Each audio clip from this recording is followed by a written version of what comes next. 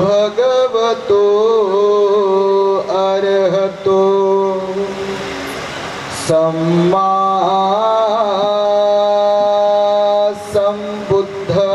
सम्बुद्धस्स नमो तस्स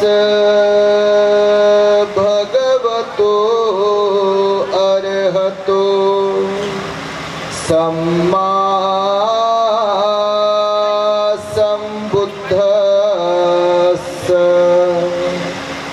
नमो तस्स भगवतो अर्हतो सम्मा सम्बुद्धस्स तुमे हि किच्चं आतपं अख्खातारो तथागता पटिपन्ना पमोक्षन्ति ध्यायिनो मारबन्धना।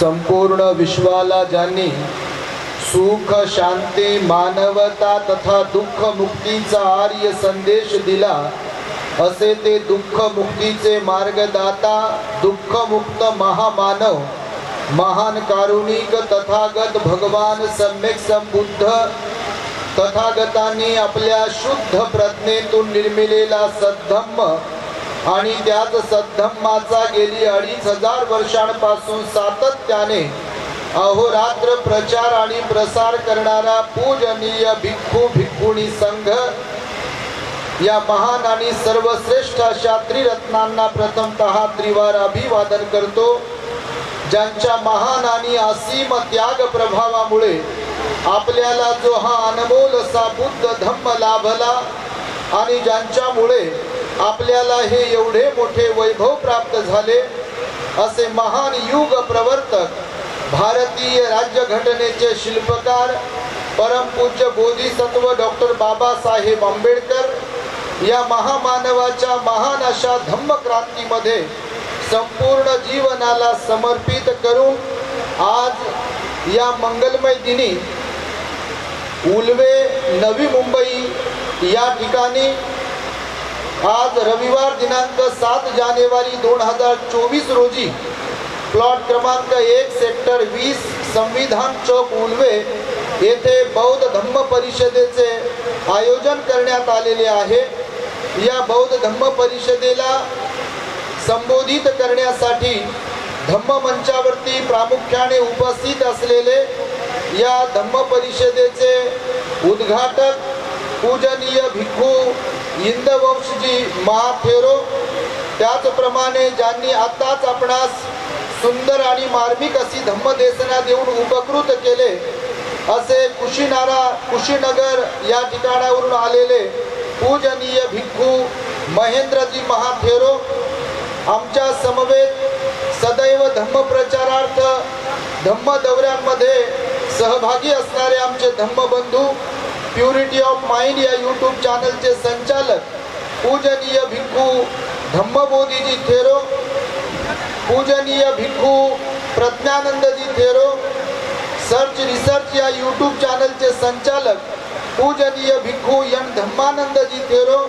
पूजनीय भिक्खू पूर्ण नागपूरवरून या ठिकाणी आलेल्या पूजनीय आर्या भिक्खुणी सुनीती, त्याचबरोबर पूजनीय भिक्खुणी विजया मैत्री या सर्व भिक्खू भिक्खुणी श्रामणेरी संघ या कार्यक्रमाचे सर्व सन्माननीय आयोजक ज्यांच्या निमंत्रणावरून आम्ही इथे उपस्थित आहोत असे अनुशक्ती नगर येथे कार्यरत असलेले कळंबे साहेब, परिषदेचे आणि समितीचे अध्यक्ष आयुष्मान वामन वाघमारे, सचिव वनिताताई कांबळे आणि नरेश राऊत तथा सर्वच पदाधिकारी धम्मदेशना श्रवण करण्यासाठी नवी मुंबई, मुंबई, ठाणे, कल्याण आणि विविध ठिकाणावरून उपस्थित असलेले आपण श्रद्धावान उपासक उपासिका बालक तथा बालिकांनो, तद्वतच दी ग्रेट हॅपीनेस या आपल्या यूट्यूब चॅनलचे सर्वच दर्शक, सर्वप्रथम तुम्हा सर्वांच्या प्रती मंगल मैत्री सद्भावना व्यक्त करतो आणि आपणा सर्वांच्या दुःखमुक्तीकरिता 2600 वर्षांपूर्वी तथागत भगवान बुद्धांद्वारा शिकविलेल्या धम्मोपदेशास प्रारंभ करतो। आपण सर्वांनी शांत, एकाग्र आणि श्रद्धायुक्त चित्ताद्वारे या अनमोल बुद्धवाणीला आपल्या हित सुखाकरिता श्रवण करावे, ग्रहण करावे। आपण सकाळपासून इथे उपस्थित आहात। खरं तर संयोजकांचं तुम्ही आभार मानलं पाहिजे। संयोजकांनी एकीकडे तुमच्या बुद्धीची, मेंदूची, मनाची भूक भागविण्यासाठीची या धम्ममंचावरून व्यवस्था केली आहे आणि ही भूक भागत असताना जर कुणाला पोटाची भूक सतावत असेल तर त्यांचीही व्यवस्था व्हावी म्हणून भिक्षू संघाचे भोजन होत असताना तुम्हालाही तशा प्रकारची संधी उपलब्ध करून दिली आणि त्यामुळे मी त्या सर्व संयोजकांच्या प्रती विशेष मंगल मैत्री व्यक्त करतो। मला वाटतं प्रथमच या नवी मुंबई उल्वेमध्ये ही धम्म परिषद अनेक दात्यांच्या सहभागातून, दानातून इथे संपन्न होत आहे। या धम्म परिषदेची युक्ती, कल्पना आणि विचार ज्या श्रद्धावंतांच्या मनामध्ये निर्माण झाला, ज्या श्रद्धावंतांनी हा कार्यक्रम होण्यासाठी यथाशक्ती ज्या प्रकारे आपलं योगदान दिलंय, दानपुण्य केलंय, सहकार्य केलंय, त्या सर्वांचं कौतुक करण्यासाठी, अभिनंदन करण्यासाठी आपण सर्वांनी टाळ्यांच्या गजरामध्ये सर्व समितीचं स्वागत करावे। बघा, ही धम्म परिषद असो की धम्म देसना असो, जिथे कुठे धम्म देसनांचं आयोजन केले जाते, धम्म परिषदांचं आयोजन केले जाते, बुद्ध बाबासाहेबांचा विचार सांगण्याचे कार्यक्रम जिथे संपन्न होतात, बघा त्याचा एक हेतू आहे आणि तो म्हणजे प्रत्येक शेवटच्या माणसांपर्यंत बुद्धाचा विचार पोहोचावा आणि निर्वाणाचा मार्ग प्रत्येकाला सुकर व्हावा। भगवान बुद्ध आपले 2600 वर्षांपूर्वी होऊन गेले। बघा, ही प्रारंभी जी मी गाथा म्हणालो, ही गाथा धम्मपदातील एक महत्वपूर्ण अशी गाथा आहे। भगवंताच्या मुखातून निघालेले हे वचन आहे आणि या वचनात भगवान बुद्ध म्हणाले, तुम्हीच प्रयत्न केला पाहिजे। लक्षपूर्वक ऐका, आपण काय करतोय, हे जे काम करतोय कशासाठी करतोय, हेतू काय आहे, शील पालन करायला कशासाठी सांगितल्या जाते आहे, दान पुण्य करायला कशासाठी सांगितल्या जाते आहे, ध्यान करायला कशासाठी सांगितले जाते आहे, तर त्याचा एक हेतू आहे। आपले भगवान बुद्ध म्हणाले 2600 वर्षांपूर्वी, तुम्हीच प्रयत्न केला पाहिजे, तथागत तर केवळ मार्गदाता आहे। बघा, आज मी मुद्दा म्हणून एक वेगळा विषय निवडलेला आहे। आपल्या दी ग्रेट हॅपीनेस वरती वेगवेगळे विषय आहेत, तुम्ही आपल्या चॅनलला फॉलो करत असाल, श्रवण करत असाल, वेगवेगळ्या विषयांवरती धम्मदेसना असतात, वेगवेगळे विषय असतात। बाबासाहेबांनी दी बुद्ध अँड हिज धम्मा ग्रंथ जो लिहिला त्यामध्ये अनेक प्रकरणं आहेत। भगवान बुद्ध आणि त्यांच्या धम्म संघाच्या संदर्भातील एक प्रकरण बाबासाहेबांनी 3ऱ्या खंडामध्ये टाकलेलं आहे।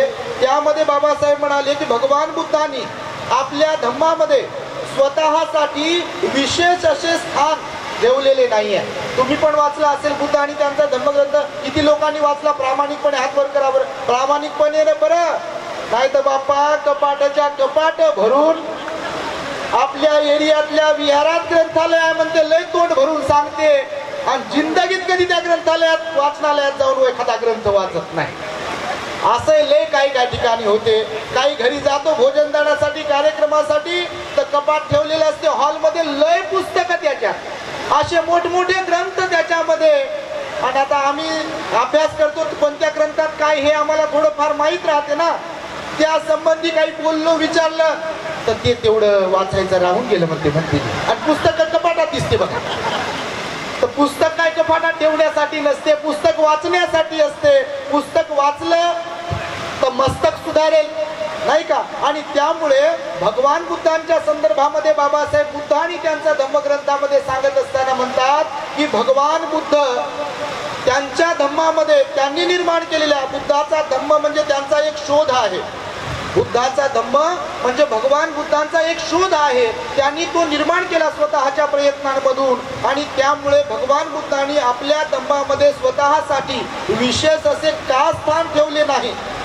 त्याच्या उलट आपण आजूबाजूला जर पाहाल तर आपण कोणावर टीका टिप्पणी करत नाही, कारण आपल्या चॅनलला फॉलो करणारे सगळ्या जाती धर्माचे लोक आहेत. रोजच्या रोज अनेक जाती धर्माच्या लोकांचे फोन येतात.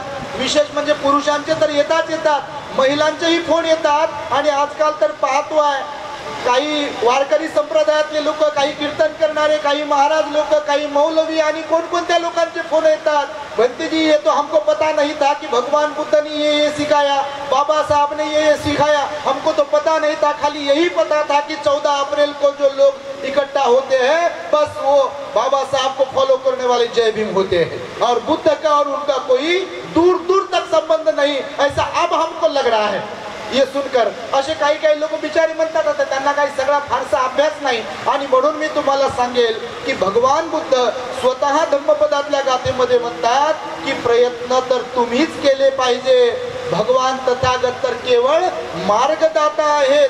या मार्गाला अनुसरणारे जे ध्यानरत आहेत तेच मार बंधनातून मुक्त होऊ शकतात, पण जे अनुसरण करणारे नसतील ते मात्र मारबंधनातून मुक्त होऊ शकत नाहीत, अर्थात निर्वाणाला प्राप्त होऊ शकत नाही. तर बघा, निर्वाणाला जर प्राप्त व्हायचं आहे, बुद्ध म्हणाले या जीवनाचा हेतू असावा. आणि तो हेतू कोणता असावा? निर्वाण प्राप्त करणे हा जीवनाचा हेतू असावा. आपल्याच मुंबई जवळच्या नालासोपाऱ्याला एकदा आपले बाबासाहेब बुद्ध पौर्णिमेच्या दिनी वंदन करण्यासाठी त्या चैत्याला गेले असता तिथे बाबासाहेबांनी भाषण दिलं होतं. तुम्ही रायटिंग अँड स्पीचेस बाबासाहेबांचं वाचत असाल तर त्यात उल्लेख आहे. त्या बुद्ध पौर्णिमेच्या भाषणामध्ये आपल्या लोकांना उद्देशून, कार्यकर्त्यांना उद्देशून बाबासाहेब म्हणाले होते की मानव जीवनाचा हेतू काय आहे हे जर मला विचाराल तर मी आजकाल बुद्धाचा अभ्यास करतो आहे, बुद्ध धम्माचा अभ्यास करतो आहे. आणि 2600 वर्षांपूर्वी भगवान बुद्ध म्हणाले आपण मनुष्य म्हणून इतर प्राण्यांपेक्षा वेगळे आहोत आणि मनुष्य जीवनाचा उद्देश हा आहे की त्याला निर्वाण प्राप्त करता आलं पाहिजे. काय प्राप्त करता आलं पाहिजे? काय बापा, भोजन दिलं म्हणून काय गुंगी आली का तुम्हाला? असं नका करू, जेवण तर सुरूच आहे तिकडे, तुम्हाला काहीची गुंगी येते. बऱ्याच दिवस झालं मी पाहू लागलो, बऱ्याच वेळापासून मी तुम्हाला पाहत आहे. तर कोणी कुठं तर कोणी कुठं, आता शांत बसले. तर मी सांगतो तुम्हाला हे यासाठी की भगवान बाबासाहेब तिथे म्हणाले की निर्वाण प्राप्त करता आलं पाहिजे. प्राण्यांच्या जीवनाचा हेतू नाही आहे. बघा, तुम्ही एखाद्या कुत्र्याकडे पहा, मांजराकडे पहा, म्हशीकडे पहा, गाईकडे पहा, हत्तीकडे पहा, घोड्याकडे पहा, उंटाकडे पहा, त्यांच्या जीवनाचा हेतू काय आहे? काय हेतू आहे? खाण्यासाठी जगणे आणि जगण्यासाठी खाणे आणि खाता खाता बापा पाठच झालं तुम्हाला. तर तुम्ही म्हणजे याचा अर्थ एकही प्रवचन सोडत नाही आपलं. खरंच आहे, बघा ना तुम्ही, खाण्यासाठी जगणे आणि जगण्यासाठी खाणे, खाता खाता बटन दबलं.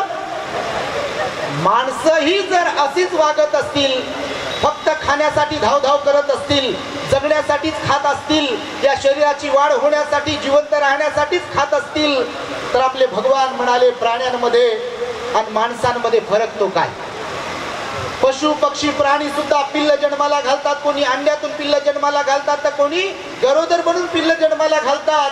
माणसंही जर तेच करत असतील तर माणसांमध्ये प्राण्यांमध्ये फरक आहे का? मग काही नाही आहे. आणि त्याच्यामुळे जे पुन्हा पुन्हा सांगितले जाते की सील पालन करावं, दान पुण्य करावं, ध्यान करावं, माणसाने माणसाशी माणुसकीने वागावं, हा सांगण्याचा, शिकविण्याचा हेतू आहे. आणि तो हेतू म्हणजे की प्रत्येक व्यक्ती निर्वाणाकडे गेला पाहिजे.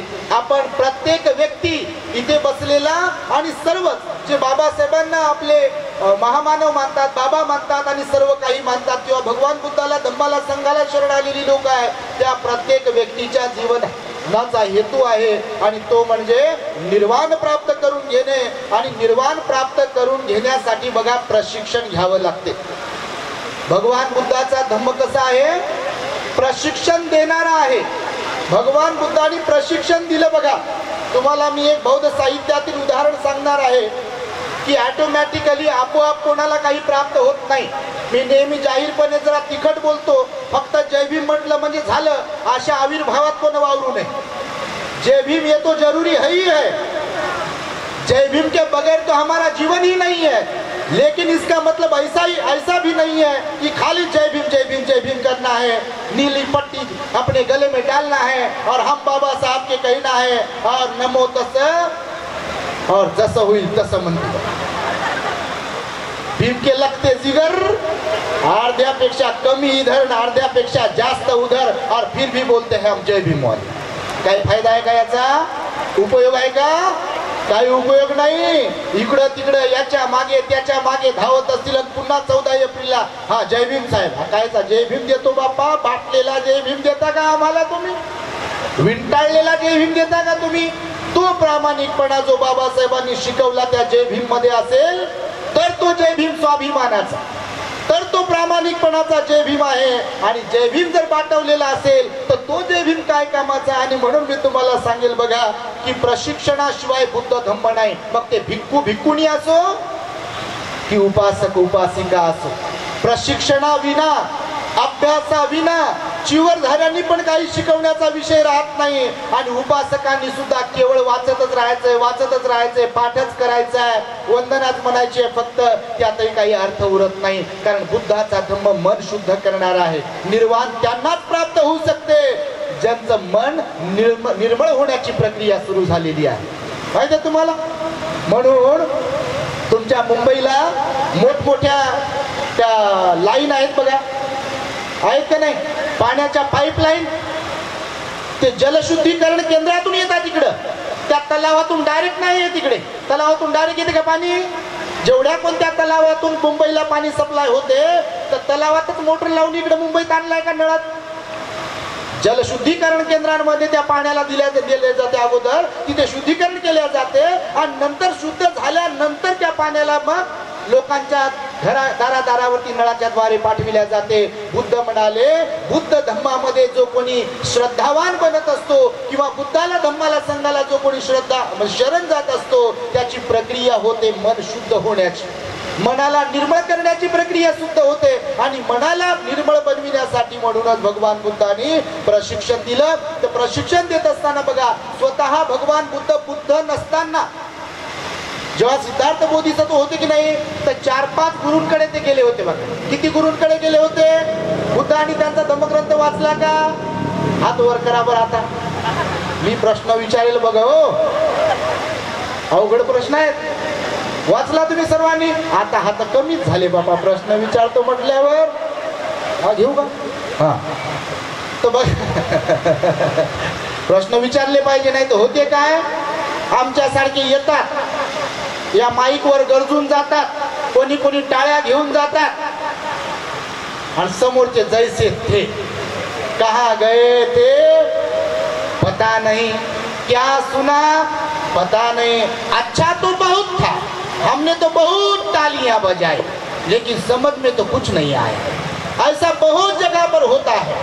ऐसा ना हो इसलिए हम कभी कभी लोगों के साथ मिलजुल कर बात करते हैं. पता नहीं किसी को ये बुरा भी लगता होगा या पसंद नहीं आता होगा, लेकिन हमको उनसे कोई ताल्लुकात नहीं, कोई संबंध नहीं है. क्योंकि भगवान बुद्ध ने कहा है आपण जे बोलतो ते लोकांना रुचलं पाहिजे, ते समजलं पाहिजे, आईला समजलं पाहिजे, स्वयंपाक करणाऱ्यांना समजलं पाहिजे, वाढणाऱ्यांना समजलं पाहिजे की खाणाऱ्याला काय आवडते. म्हणून बुद्धाने हे पण शिकवलं. वाढणाऱ्याला हेही समजलं पाहिजे की काय बनवायचंय उद्या.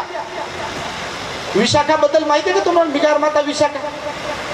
मी नेहमी सांगतो प्रवचनातून, आपल्या लेकरांच्या व्यतिरिक्त फार अशा स्त्रिया कमी असतात की ज्यांना इतरांची पण आई होता येते.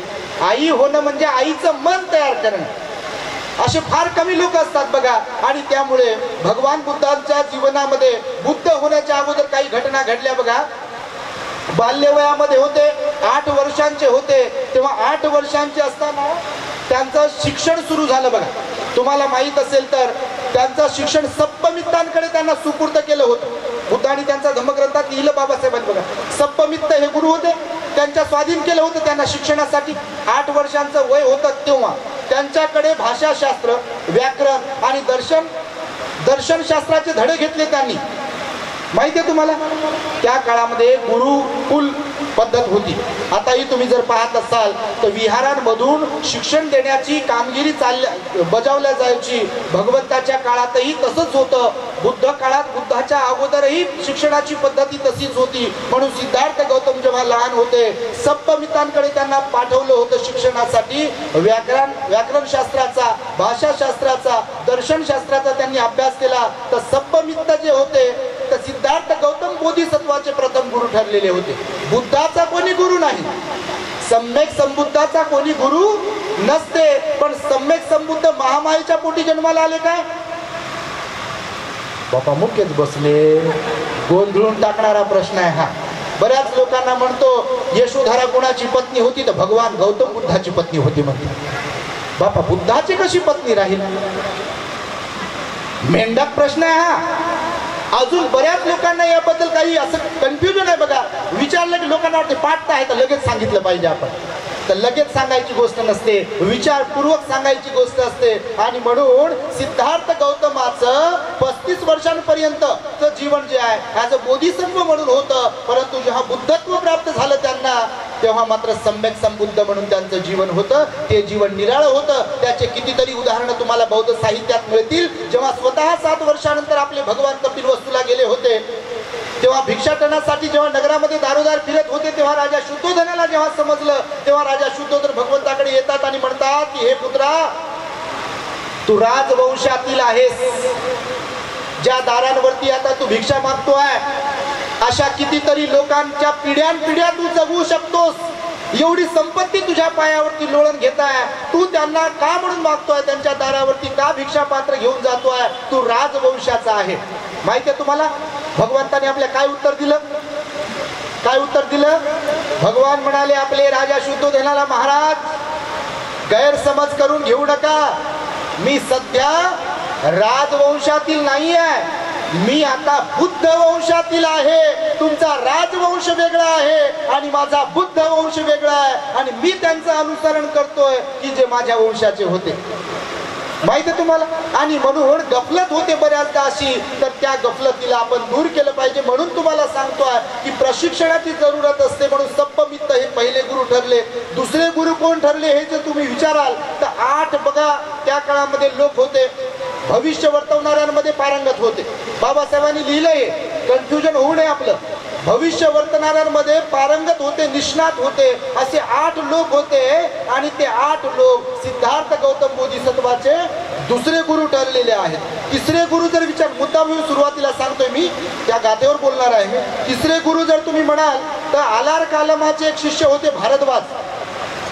कपिल वस्तूमध्ये त्यांचा आश्रम होता. त्या कपिल वस्तूमध्ये असलेल्या आश्रमामध्ये म्हणजे भारद्वाजाकडे जाऊन त्या सिद्धार्थ गौतमाने ध्यानाच्या प्रारंभीच्या बाजू शिकून घेतलेल्या आहेत. ध्यान कशाला म्हणतात? जसं आनापान सती आपण म्हणतो ना, प्रारंभीची बाजू विपස්සना वेगळी आणि आनापान सती वेगळी. तर आनापान सतीचे धडे त्या भारद्वाजाकडे सिद्धार्थ गौतमाने घेतले. ते त्यांचे तिसरे गुरु ठरले. चौथ्या गुरुच्या बद्दल जेव्हा तुम्ही विचाराल तर चौथे गुरु त्यांचे आलार कालम ठरले. तेव्हा त्यांनी गृहत्याग केला होता. आणि आलार कालम होते वैशालीच्या जवळ राहत होते.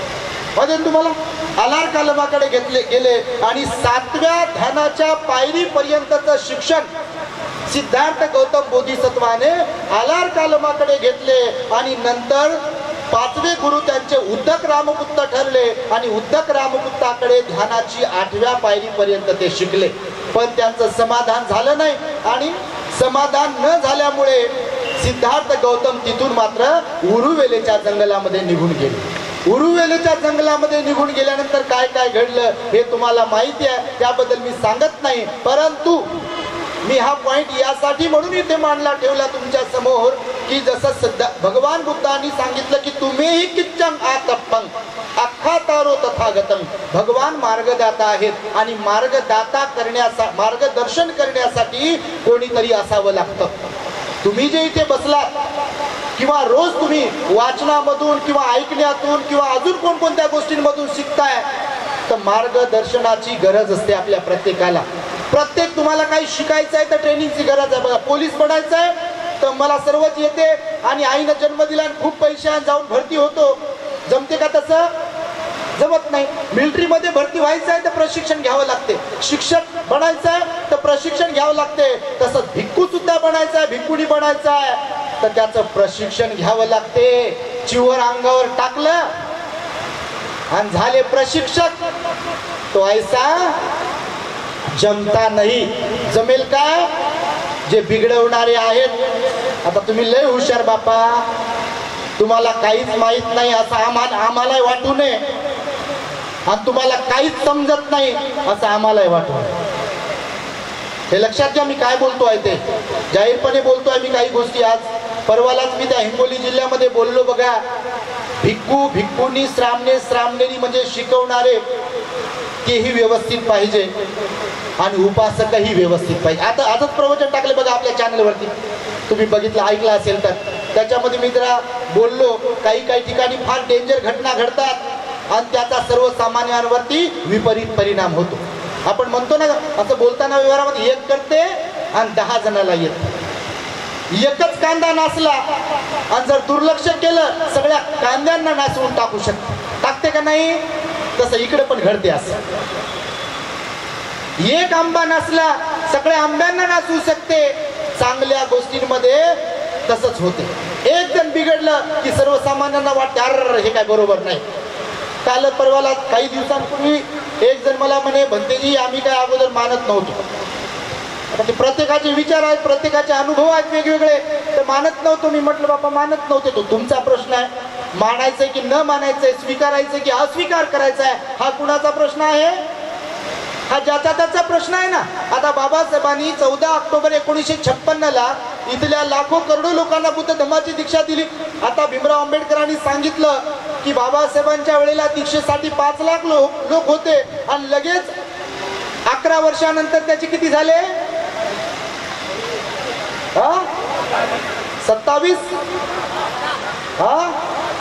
27 लाख. म्हणजे ऐकत होते तुम्ही बरोबर, म्हणजे ऐकणारे आहात हो. 27 लाख, 5 लाखाचे 27 लाख झाले का नाही? आता आज कितीतरी असे आहेत ज्यांना बुद्ध माहीत आहे असं की भगवान बुद्ध आहेत कोणीतरी. बाबासाहेबांनी आपल्याला बुद्ध दिलाय. आपले विहार असतात, आपले भंतेजी असतात, आपली जयंती असते तर ते इतर कोणत्याच दिवशी बाहेर पडत नाही हो. जयंतीला बापा कपडे घेते, गोडधोड करते, अजून काय काय करते आणि संध्याकाळी नाचायला जाते. जयंती रोज असावं म्हणते, विहारात रोज नको जाऊ म्हणते. जयंती रोज असा म्हणजे आपला एन्जॉयमेंट ज्यामध्ये होते, आपल्याला ज्यामध्ये आनंद मिळते, नको तो ते लय हवं हवंसं वाटते. पण स्वतःमध्ये परिवर्तन करून घ्यायचं आहे, समाजामध्ये परिवर्तन करून घ्यायचंय. ते म्हटलं की म्हणते अर नका नका म्हणते, ते अवघड आहे, ते आम्हाला तर बोलवलंच नाही म्हणते.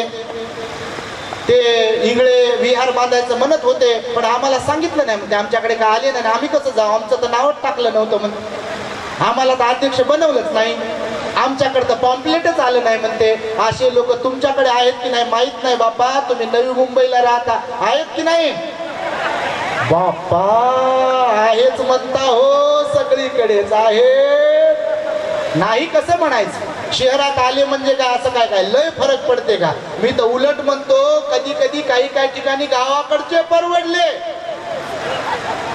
शहराकडचं असं टाईटच. मी सांगतो जसं ते नदीला पूर येते, नदीच्या किनाऱ्यावरचे झाड असेच, कोण क्या करताय, कोण क्या करताय, मुझे कुछ लेना देना नाही, मुझे कुछ लेना देना नाही.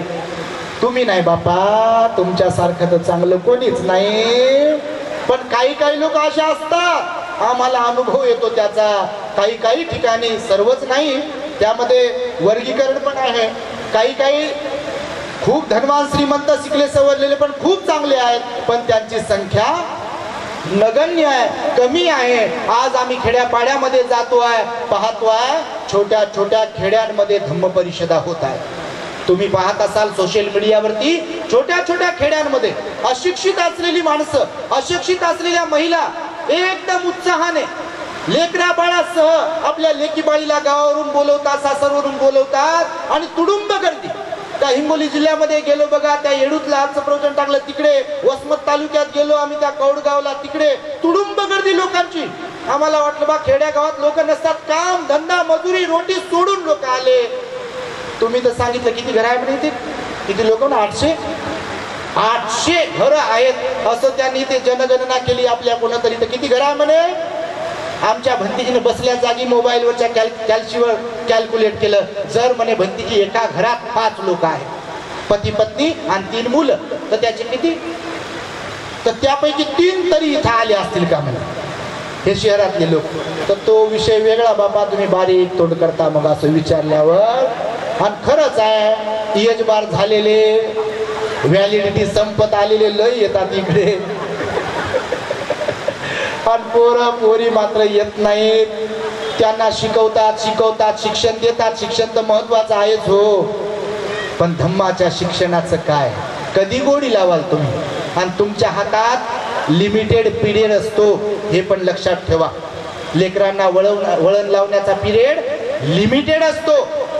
जेव्हा ते जवानीमध्ये येते, तारुण्यात येते, 10वी पर्यंतच्या अगोदरचा जो काळ असतो, तोपर्यंत त्याला तुम्ही म्हणू शकता बाळा चल आमच्या बरोबर विहारामध्ये, बरोबर का नाही. पण एकदा ते 12वीला गेलं, बाई आपली असो का दादा असो, त्याला म्हणून तर पहा, लय अनुभव असेल, लय डेंजर अनुभव असेल कोणाचा. ते डोळे फाडून पाहते असतो, जा मम्मी तुला जायचं, जा, येत नाही म्हणून. मम्मी मुकीत बसते, नीट ते बिचारी. पप्पा जर म्हटले अरे चलणार रे पप्पा, मी सांगितलं ना तुम्हाला, येत नाही मला स्टडी करायला, काय ढेकळाचा स्टडी करत नाही, मोबाईल घेते भलतच काय काय करत असेल. तुमचं नाही बापा, तुमच्याकडे विश्वास तुमच्यावर होते का नाही. असं धार्मिकता म्हटलं की नाही म्हणते, त्याला गुडघ्यावरही बसता येत नाही, त्याला हात जोडू वाटत नाहीत, त्याला त्रिवार पंचांग प्रणाम समजत नाही, त्याला बुद्धं शरणं गच्छामी म्हणावं की बुद्धं शरणं गच्छामी म्हणावं हे समजत नाही, पंचशिलेचा अर्थ कळत नाही. आणि नंतर 11वी पासून 12वी पासून मग नशेली पदार्थांच्या मित्रांच्या नादी लागून आहारी जाते, आणि मग आपल्याला वर पाहावं लागतं. असे लय माता पिता आहेत, भरपूर माता पिता आहेत की जे परेशान आहेत, त्रागून गेलेले आहेत, वैतागून गेलेले आहेत. म्हणून तुम्ही मायबाप आहात म्हणून मी पुन्हा पुन्हा रिपीट करून सांगतो की ज्याप्रमाणे तुम्ही इकडे येता, विहारात जाता, तेवढं पुरेसं नाही आहे. तुम्ही तुमच्या मुला बाळांसह, नातवांसह धार्मिक जीवनाकडे वळले पाहिजे. मिगार माता विशाखाचं जीवन चरित्र जर तुम्ही वाचलं तर तुमच्या लक्षात येईल, नातवंडांसह, नातींसह ती विहारात जात होती. माहिती आहे तुम्हाला, त्याची गरज आहे घराघरात. आणि म्हणून मी तुम्हाला सांगेल, बुद्धांनी सांगितलं आपल्या की तुम्ही मी मार्गदाता आहे. त्या मार्गावर कुणाला यायचंय न यायचंय हा ज्याचा त्याचा विषय आहे. आज तुम्ही पहा, भगवंताला प्रत्येक ठिकाणी इग्नोर केल्या जाते, बुद्धाला टाळल्या जाते. आपण कुणावर आरोप करत नाही, पण बघा भगवान बुद्धांनी माणुसकीसाठीचे, जीवनाला शुद्ध करण्यासाठीचे, काया वाचा मनाला निर्मळ करण्यासाठीचे तत्व सांगितले, शिकविले. अंगुलीमाल, पटाचारासारखे, सुजातासारख्या, किसा गौतमी सारख्या, बिंबिसारा सारखे, अजातशत्रू सारखे राजे लोक आणि सर्व स्तरातील लोक, ब्राह्मण, क्षत्रिय, वैश्य, शूद्र लोक बदलवले आणि बदलले. हा या देशाचा इतिहास असून देखील आज भगवान बुद्धाला डावलल्या जाते आणि नको नको त्या गोष्टीचा उदो केल्या जातो. बुद्ध आणि त्यांचा धम्मग्रंथ लिहित असताना, बुद्ध की कार्ल मार्क्स हे लिहित असताना आणि बऱ्याच ठिकाणावरून भाषण देत असताना बाबासाहेबांनी या देशातल्या व्यवस्थेला आणि लोकांना जाग करण्यासाठी, जागृत करण्यासाठी शिकवलं, सांगितलं की तुम्ही तुलना तर करा. बुद्ध धम्माचं भवितव्य यावरती बाबासाहेबांनी एका ठिकाणी भाषण केलंय. त्या भाषणामध्ये बाबासाहेबांनी भगवान बुद्ध, येशू ख्रिस्त, त्यानंतर मोहम्मद पैगंबर आणि कृष्ण यांचं तुलनात्मक त्यांचे तत्व सांगितले आहेत बघा. आणि त्यातून बुद्ध कसे मार्गदाता आहेत हेही बाबासाहेबांनी दाखवून दिलं. बाबासाहेब म्हणाले की बघा, भगवान बुद्धांनी आपल्या धम्मात कुठं स्वतःला विशेष स्थान दिलं नाही. मी मोक्षदाता आहे असं भगवान बुद्ध कुणालाही म्हणाले नाही. मी तुम्हाला शिकवण्याचं काम करेल ॲज अ टीचर. भगवान बुद्ध शिक्षक होते, भगवंताने शिकवण्याचं काम केलं.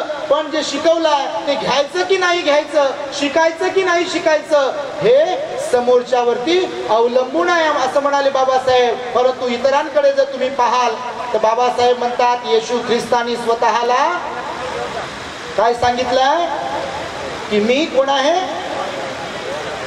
परमेश्वराचा पुत्र आहे, देवाचा पुत्र आहे आणि मी शेवटचा पुत्र आहे. मला जर तुम्ही माझी जर पूजा केली तरच तुम्हाला मोक्ष, अशी त्यांनी आठ ठेवली. बाबासाहेब म्हणाले भगवान बुद्धांनी अशी आठ ठेवली नाही.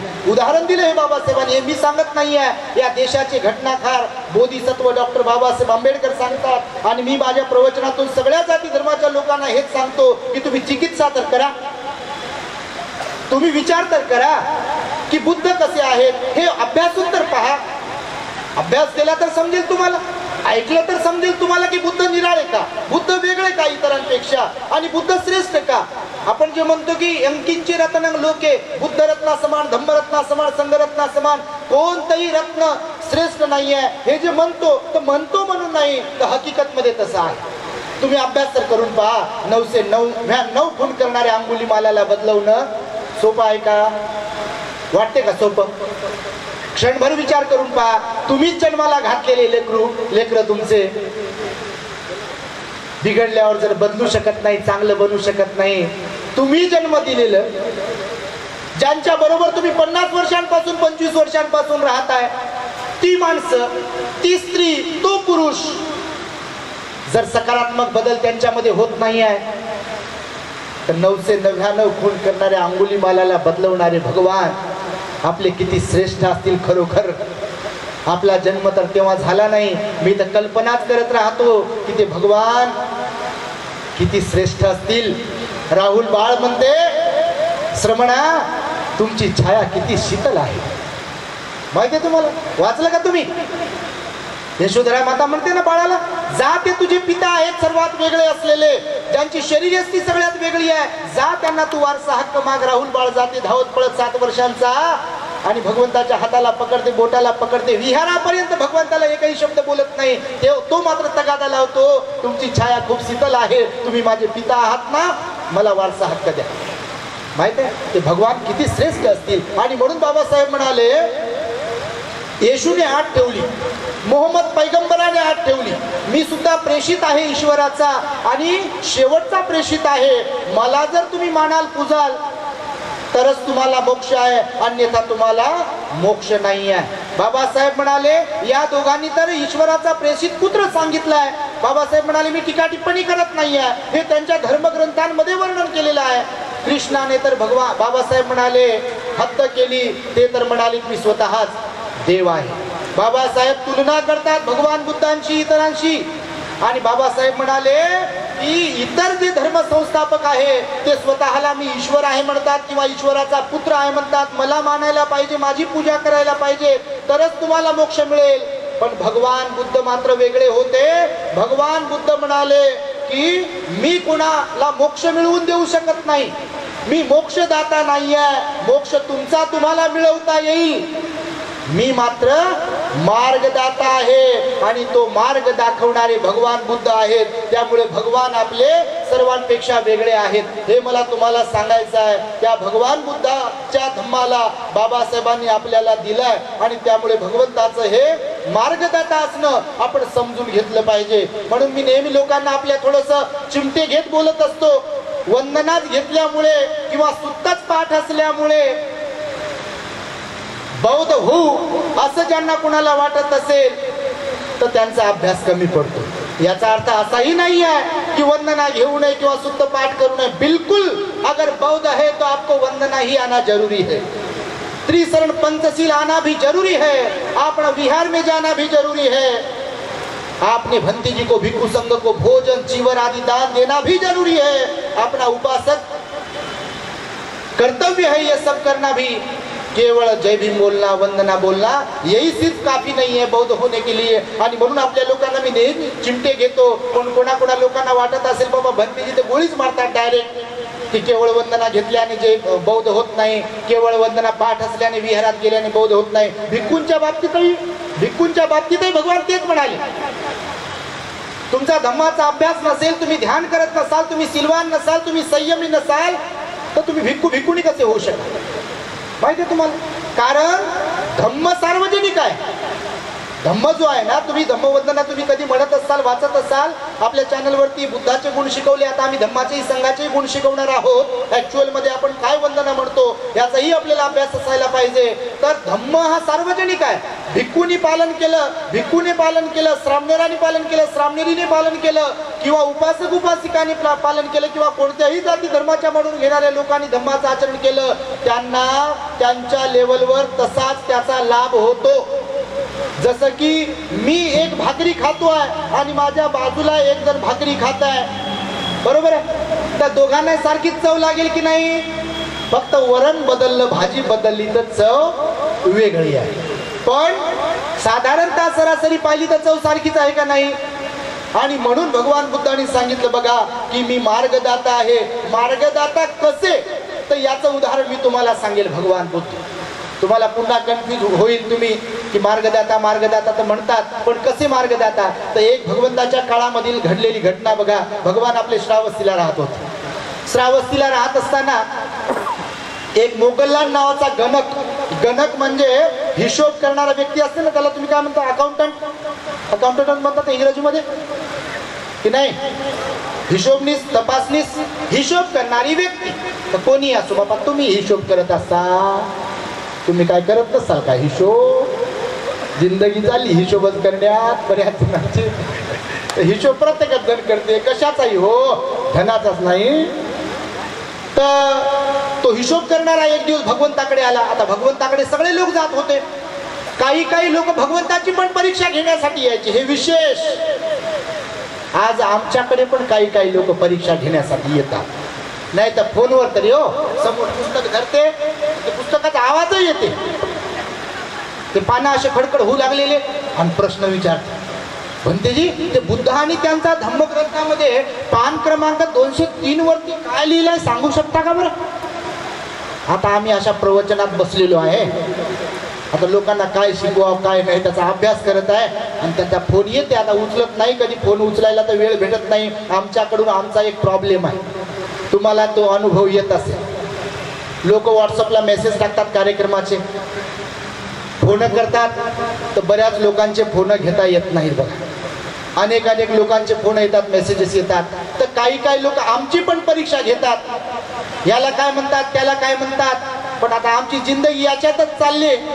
तर म्हणून मी जाहीरपणे कधी सांगतो, समोरच्या बोलणाऱ्या माणसाला बोलता बोलताच ओळखतो आम्ही क्वालिटी काय यांची, त्यांच्या मनात काय. म्हणजे याचा अर्थ असा नाही बाबा कुठून दुसऱ्या ग्राहून आलो भविष्य ओळखतो, पण ओळखायला येते ना. बालपण याच्यात गेलं, जवानी पण याच्यात चालेल, म्हातारपण पण याच्यात जाईल. तर मला सांगा, तुम्ही जसं म्हणता की संसाराचा आम्हाला लय अनुभव आहे, तर आम्ही काय बिन अनुभवाचे आहे काय चिवऱ्याच्या जीवनातले?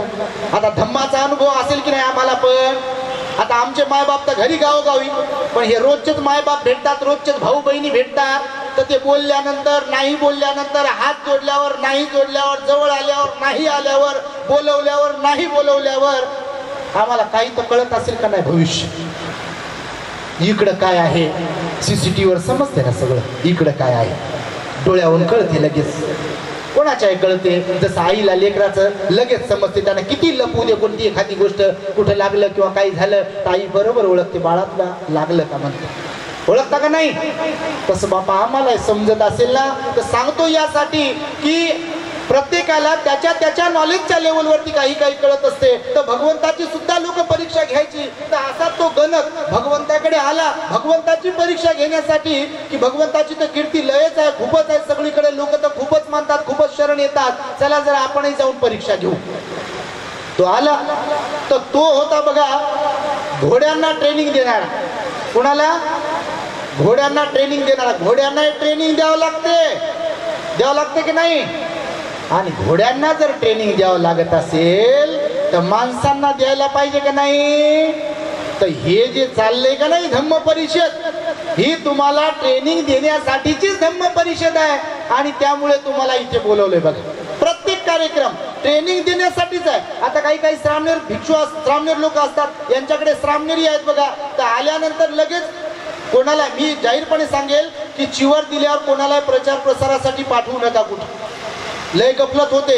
भिक्खुनी आर्यात माताजी, तुम्हालाही त्याचा अनुभव येत असेल, आम्हालाही लय येते. कोणीतरी सांगते भंतीजी ते कुठून भंतेजी आले माहित नाही आणि ते दानच मागतात म्हणते घरोघर फिरून.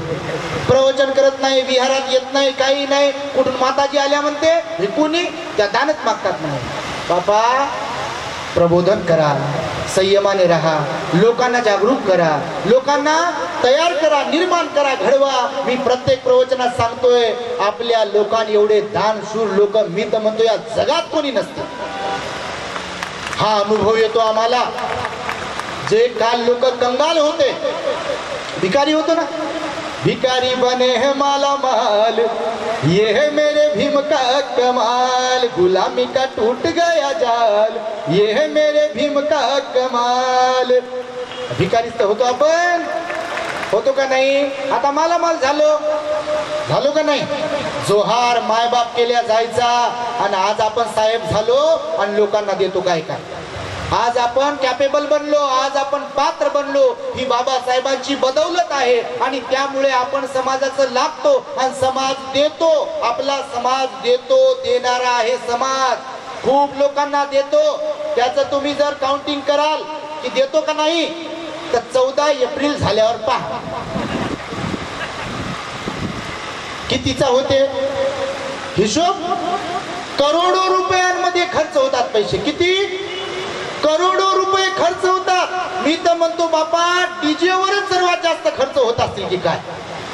म्हणून कोरोनाच्या पिरियड मध्ये बघा फेसबुकवरती मी टाकलं होतं आपल्या लोकांकडे पाहून की तुम्ही बाबासाहेबांची जयंती आपण तर साजरी केलीच पाहिजे, परंतु त्याच्यातून काही विधायक काम होऊ शकते का वर्गणीतून, याचाही आपण विचार केला पाहिजे. इतर लोकांकडे तुम्ही जर पाहत असाल तर इतर लोकांकडे चॅरिटी हॉस्पिटल्स आहेत की नाही, त्यांच्या स्वतंत्र बँका आहेत, त्यांच्या स्कूल्स आहेत.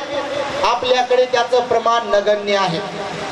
आम्ही ठरवलं, आमचा सम्यक संकल्प आहे, तुम्ही आपल्या चॅनलवर पाहत असाल तर आपला नियोजित प्रोजेक्ट आहे आणि त्या प्रोजेक्ट मध्ये आम्ही संकल्प केलेला आहे तो म्हणजे चॅरिटी हॉस्पिटलचा. त्यानंतर ज्या आई वडिलांना माता पित्यांना मुलं सांभाळत नाहीत तर आम्हाला मायबापाची गरज आहे ना, तर तुम्ही आमचे मायबाप त्यांच्यासाठी वृद्धाश्रमाचा एक प्रोजेक्ट आहे आपला. तिसरा प्रोजेक्ट आहे की ज्या मुलांचे आई वडील मृत्युमुखी पडलेले असतील किंवा पडतील कुणाचे, त्यांना कोणी सांभाळणार नसेल, त्यांना कुणाचा आधार नसेल, तर अशा अनाथ मुलांसाठी सुद्धा आम्ही अनाथालय खोलून त्यांना बुद्ध धम्माचं ट्रेनिंग देऊन त्यांना प्रचारक बनविण्यासाठी सुद्धा अनाथ आश्रमाचं सुद्धा आपला एक प्रोजेक्ट आहे. असे ग्रंथालयाचे, वाचनालयाचे, भिक्षू श्रामणे ट्रेनिंग सेंटरचे पण आपले प्रोजेक्ट आहे. मुद्दामुळा विषय निघाला म्हणून मी तुम्हाला सांगतो ट्रेनिंगचा की प्रशिक्षणाची गरज आहे. उपासकांनी सुद्धा प्रशिक्षण घेत राहावं, श्रामणेरांनी भिक्खूंनी सुद्धा प्रशिक्षण घेऊनच बाहेर पडावं. आपल्याला मी नेहमी सांगतो काखतले काढले बाजारात मांडले. मी तर म्हणतो बौद्ध धम्माचा प्रचार करणाऱ्यांनी तरी किमान असं काही कोणाला आपल्याला ज्या गोष्टीचा इतंभूत माहिती नाही, ज्ञान नाही, त्या गोष्टी समाजाला शिकवू नये. कोणी पुस्तक काढते, कोणी भाषणातून सांगते हे असं नाही बौद्ध धम्मात आणि ते तसं नाही आणि हे असं आहे आणि तसं आहे. बऱ्याच गोष्टी आपल्याला लक्षात येतात बघा. काही उपासकांकडून, काही भिक्खूंकडून, भिक्खुनीकडून काही गोष्टी लक्षात येतात, वाचनात येतात, ऐकण्यात येतात, पाहण्यात येतात. आपलं मत मांडतात बघा, लादतात की बौद्ध धम्मात हे नाही, बौद्ध धम्मात ते नाही. मी म्हणतो बौद्ध धम्म हा महासमुद्रासारखा आहे. महासमुद्राचा तळ जसा सहजच मिळू शकत नाही तसा बौद्ध धम्म आहे. बौद्ध धम्माचा अभ्यास करावा लागतो आणि त्याचं उदाहरण म्हणून मी तुम्हाला सांगतो की त्या गणकाकडे मोगलान नावाच्या भगवान बुद्ध बोलतात, त्याच्याशी संवाद साधतात. तो गणक भगवान बुद्धाला म्हणतो की भगवान, तो अभिवादन करतो, चंद्रमन करतो आणि भगवंताला म्हणतो की भगवान मला तुम्हाला काही प्रश्न विचारायचे आहे. आता भगवंताचे चेहरे वाचतात आणि भगवंताला समज याला काय विचारायचं आहे. तर भगवान म्हणतात विचार. तर तो म्हणतो भगवान मी ज्याप्रमाणे माझ्या घोड्यांना अगोदर लगाम लावतो, लगाम लावून त्याला लगामाची सवय लावतो, लगामाची सवय लावल्यावर त्याला मग मी त्याच्या पाठीवर ओझं ठेवतो, जसं की कोणीतरी बसत आहे तुझ्या पाठीवरती असं त्याला ते फील करतो आणि त्यानंतर मग हळूहळू त्याच्या पाठीवर 5 मिनिटं 10 मिनिटे असं बसण्यास प्रारंभ करतो आणि त्यामध्ये त्याला निपुण करतो, प्रावीण्य मिळवतो तो घोडा पण त्याच्यामध्ये, आणि घोड्याला पळायला शिकवतो, धावायला शिकवतो. ह्या सगळ्या गोष्टी मी क्रमाक्रमाने शिकवतो. भगवान आपण सुद्धा तुमच्या शिष्यांना, तुमच्या उपासकांना असे काही क्रमाक्रमाने शिकवता की एकदाच शिकवता? भगवान म्हणतात, अरे मोगलान, मी सुद्धा क्रमाक्रमाने शिकवतो. माझी शिकवण सुद्धा क्रमाक्रमाने शिकण्याची आहे. ज्याप्रमाणे शाळेतला मुलगा, शाळेमध्ये तुम्ही जर कधी गेलात तर म्हणजे काय बाबा, लय शिकले सवरलेले तुम्ही, तर शाळेत गेल्यानंतर लगेच MPSC चा पेपर देते का आपल्या पुढे? अंगणवाडीत गेल्यावर देते का? हे गेले पहिलीच्या पोरा, हा UPSC चा MPSC चा पेपर आहे आणि सोडव हा, आणि कसा सोडवत नाही ते पाहू, असं म्हणते का गुरुजी? त्याला अगोदर ABCD शिकवते, 1 2 3 4 शिकवते, आणि नंतर मग गुणा बेरीज वजाबाकी भागाकार काय काय काय काय शिकवत पुढे पुढे जाते गणित. आणि नंतर मग ते UPSC मध्ये पास होऊ शकते, MPSC मध्ये पास होऊ शकते, इंजिनियर, डॉक्टर, वकील, अजून काय काय बनायचे बनू शकते. ज्याप्रमाणे भगवान म्हणाले शाळेतील शिक्षण किंवा तुझ्या घोड्याचं शिक्षण तू म्हणतो क्रमाक्रमाने दिल्या जाते, अगदी त्याच तत्वावर मी सुद्धा माझ्या शिष्यांना क्रमाक्रमाने शिक्षण देतो.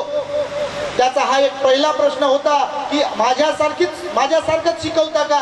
तर त्याची उकल केली भगवंताने पुढे पुढे. त्याचा दुसरा प्रश्न त्याने लागूनच विचारला की भगवान, तुम्ही म्हणताय की निर्वाण श्रेष्ठ आहे, बरोबर आहे? काय श्रेष्ठ आहे? निर्वाण श्रेष्ठ आहे, बरोबर की नाही? निर्वाणासारखं सुख नाही. भगवान बुद्ध म्हणाले निर्वाण हे श्रेष्ठ आहे, निर्वाण प्राप्त केलं पाहिजे. तर निर्वाण जर श्रेष्ठ आहे, निर्वाणाची शिकवण तुम्ही जर देता, तर तुम्ही ज्यांना कुणाला शिकवता, उपदेश देता, तो प्रत्येक व्यक्ती, प्रत्येक स्त्री, प्रत्येक भिक्खू भिक्खूनी निर्वाणाला प्राप्त करते का? तर भगवान म्हणाले त्याला की तू मला सांग की तू आता श्रावस्तीमध्ये आहेस, तू पूर्वी राजगिरीचा होता, राजगृहाचा होता, तुला राजगृहाचा रस्ता माहिती आहे चांगल्या प्रकारे? तो म्हणतो हो भगवान. मग तुला जर राजगृहाचा रस्ता माहिती आहे तर तुला विचारणारे पण भरपूर प्रवासी असतील असे की राजगिरीला कोणत्या रस्त्याने जायचं, कसं जायचं, राईट कुठे आहे, लेफ्ट कुठे आहे, स्ट्रेट कुठे आहे, काय कुठे आहे, झाड कुठे आहे, घर कुठे आहे, गाव कुठे आहे? तर तो म्हणतो की हो भगवान, ज्याला कुणाला या श्रावस्तीवरून राजगिरीला जायचं असेल किंवा राजगिरीवरून कुणाला श्रावस्तीला यायचं असेल, असा जो कोणी व्यक्ती, स्त्री, पुरुष मला जर विचारेल तर मी त्याला प्रॉपरली सांगतो की कसं जायचंय, कोणत्या रस्त्याने जायचंय वगैरे वगैरे. तर भगवान त्याला पुढला प्रश्न करतात की ज्याला कुणाला तू सांगतो रस्त्याची माहिती, तो प्रत्येकच जण तू सांगितल्यानुसार तिथपर्यंत पोहोचतो काय योग्यपणे? तर तो म्हणतो भगवंताला, भगवान सांगण्याचं काम माझं आहे, मला माहित नाही की मी ज्यांना कुणाला हे सांगतो आहे तो प्रत्येकच जण तिथे पोहोचतो का नाही, हे मला माहिती नाही. तर भगवान स्मित हास्य करतात आणि त्या गणकाला म्हणतात की बघ, माझंही असंच गणित आहे, म्हणून मी मार्गदाता आहे, शिकवण्याचं काम माझं आहे, निर्वाण मी प्राप्त केला आहे, निर्वाणाचा अनुभव मला आहे, मुक्तीच्या मार्गाचा अनुभव मला आहे, निर्वाण आहे, मी निर्वाण प्राप्त केलाय आणि निर्वाणाचा मार्ग मी विशद करतो, शिकवतो, सांगतो, वर्णन करतो, सांगण्याचं काम माझं आहे. तर त्याला म्हणतात भगवान की बघ, ज्यांना कुणाला मी शिकवतोय त्यांच्या पैकी प्रत्येकालाच निर्वाण प्राप्त होईल याची मात्र मी शाश्वती घेत नाही. घेतील काय भगवान? घेतील का? 67 वर्ष झाले. कोणाला कुणाला? बापा आपल्याला. कशासाठी? बौद्ध धम्माची दीक्षा घेऊन, आणि बौद्ध धम्माची दीक्षा घेऊन 67 वर्ष झाली. आणि आज जर आपण हकीकत मध्ये पाहिलं तर बाबासाहेबांना अभिप्रेत असलेला आदर्श बौद्ध समाज किंवा बुद्धमय भारत निर्माण झालेला आहे का? आचरणिक दृष्ट्या कागदोपत्री तर बाबासाहेबांना देशाला संविधानाच्या माध्यमातून बुद्ध धम्माची दीक्षा दिली. हो, पंचशिलेच्या खिलाफ जर कोणी वागेल तर तो गुन्हेगार आहे. पंचशील टाकलं ना संविधानामध्ये बाबासाहेबांनी. या सगळ्या गोष्टी तर केल्यात, पण हकीकत मध्ये आपल्याला बुद्धमय भारताचं निर्माण करण्यासाठी आदर्श बौद्ध समाज निर्माण करावा लागेल. आणि म्हणून भगवान बुद्ध त्याला म्हणाले की निर्वाणाचा मार्ग आहे, निर्वाण आहे, आणि निर्वाणाचा मार्ग शिकवणारा मी आहे, तरी सुद्धा प्रत्येक व्यक्ती निर्वाणाला प्राप्त करू शकत नाही का? तर निर्वाण प्राप्त करण्यासाठी स्वतःला प्रयत्न करावे लागतील. म्हणून धम्मपदाच्या गाथेत सुरुवातीला काय सांगितलं भगवंताने की तुम्हीही किच्चन, तुम्हाला प्रयत्न केले पाहिजे.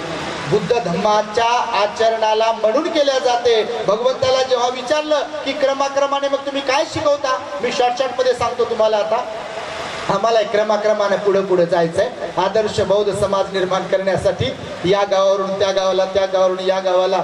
आणि म्हणून शॉर्टकट मध्ये सांगेल मी. आता इतर पण जण बोलणार आहेत. तर भगवान बुद्ध म्हणाले क्रमाक्रमाने मी काय शिकवतो. कोणी आलं की ध्यानच शिकवत नाही, हे पण गैरसमज आहेत बघा. की भगवंताकडे गेल्यावर लोक भगवान काय शिकवत असतील. तर बुद्धाची शिकवण क्रमाक्रमाचीच आहे. बुद्ध मार्गदाता आहे, तर पहिल्या क्रमाला काय शिकवायचे भगवान माहिती आहे तुम्हाला? भगवान बुद्ध जेव्हा शिकवायचे, बुद्धाची प्रवचन करण्याची एक विशिष्ट शैली होती. तुमच्यापैकी किती लोकांना माहिती आहे भगवंताची शैली कशी होती? तुमच्यापैकी किती लोकांना माहिती आहे की भगवान बुद्धाची धम्माचा उपदेश करण्याची शैली कशी होती? काय शिकवायचे अगोदर, नंतर काय शिकवायचे, नंतर काय शिकवायचे, शेवटी काय शिकवायचे? कोणाला माहिती? बापा बाबाचा हात आला वर, हा मानलं हो तुम्हाला, हात खाली कर. तर भगवान बुद्धाची प्रवचन करण्याची, उपदेश करण्याची शैली कशी होती माहिती आहे तुम्हाला? अगोदर ध्यान शिकवायचे नाही. माहिती आहे तुम्हाला? ध्यान हे एक अंग आहे बुद्ध धम्माचं. ध्यान अंग आहे, दान अंग आहे, शील अंग आहे, संयम अंग आहे, दमन अंग आहे, असे खूप अंग आहेत. माहिती आहे तुम्हाला? असे अंग असतात वेगवेगळे. जीवनाचे पण असे अंग असतात, वेगवेगळ्या गोष्टी आपल्याला कराव्या लागतात. आणि म्हणून बुद्धाची शैली काय होती माहिती आहे तुम्हाला? अगोदर भगवान बुद्ध शिकवायचे दान कथा, नंतर शिकवायचे शील कथा. माहिती आहे का तुम्हाला? दान कथा, दान शिकवायचे, दान आणि दानाचे सुपरिणाम, कंजूसपणा आणि दानपणा, दान यातला फरक. नंतर शील शिकवायचे, शील पालनाचं महत्व काय आहे ते, दुराचाराचा दुष्परिणाम काय ते शिकवायचे. त्यानंतर स्वर्गकथा शिकवायची. आणि इथं होते बाबा आपली चाबी जागेवर थांबते. स्वर्गकथा म्हटल्यावर स्वर्ग म्हणजे आपल्यात जो फिट केलं करून दिलाय भलत्याच लोकांनी, तर तो स्वर्ग नाही. ते शिकवेल तुम्हाला मी कधीतरी. तर स्वर्गकथा, स्वर्गकथा तर काय, देवता योनीमध्ये कसं जायचं. देवता माहिती तुम्हाला? माहिती की नाही? महामंगलसूत्र कोणाला शिकवलं? कोणाच्या समोर शिकवलं? देवता लोकांच्या विनंतीवरून शिकवलं. विस्ताराने मी सांगेल तुम्हाला. पण दानकथा, शील कथा, स्वर्ग कथा शिकवली. आणि त्यानंतर कामवासनेचे दुष्परिणाम शिकवले. शिकवण्याची पद्धत होती बघा. कामवासनेचे दुष्परिणाम शिकवायचे. त्यानंतर शिकवायचे भगवान बुद्ध 4 आर्य सत्य. काय शिकवायचे? 4 आर्य सत्य. आणि नंतर शिकवायचे भगवान आर्य अठ्ठंगिको मग्गो, ज्यामध्ये निर्वाण सांगितलेला आहे, निर्वाणाचा मार्ग सांगितला, ज्याला मध्यमा पटिपदा म्हटलाय, मध्यम मार्ग म्हटलेला. भगवंताची शिकवण्याची, क्रमाक्रमाने शिकवण्याची अशी पद्धत होती. तर तुम्हाला मी सांगतो, दान तर शिकवाय. भगवंताला म्हणाले गणकाला मी दान शिकवतो, नंतर शील शिकवतो. शील शिकवायची. पंचशील म्हणजे काय, उपोषणशील म्हणजे काय हे शिकवलं. दुसऱ्या नंबरला शिकवलं की संयम. संयम कशाचा? तर पंच इंद्रियांचा संयम. डोळ्याने पाहत आहे तर पाहत आहे, जिभेने चाखत आहे चव तर चाखत आहे, कानाने ऐकत आहे तर ऐकत आहे. इंद्रियांचा संयम. इंद्रियांचा संयम करता आला पाहिजे ना आपल्याला. का? इंद्रियांचा संयम जर ठेवला नाही तर आपण वाहत जातो. टीव्ही पाहणारे लोक, लेकरं, मुलं मुली जसे वाहत जातात, नको त्या गोष्टी पाहत असाल तर वाहत जातात. मोबाईल मध्ये बघा आता एक व्यसन जडलंय, व्हॉट्सअप, फेसबुक आणि सोशल मीडिया.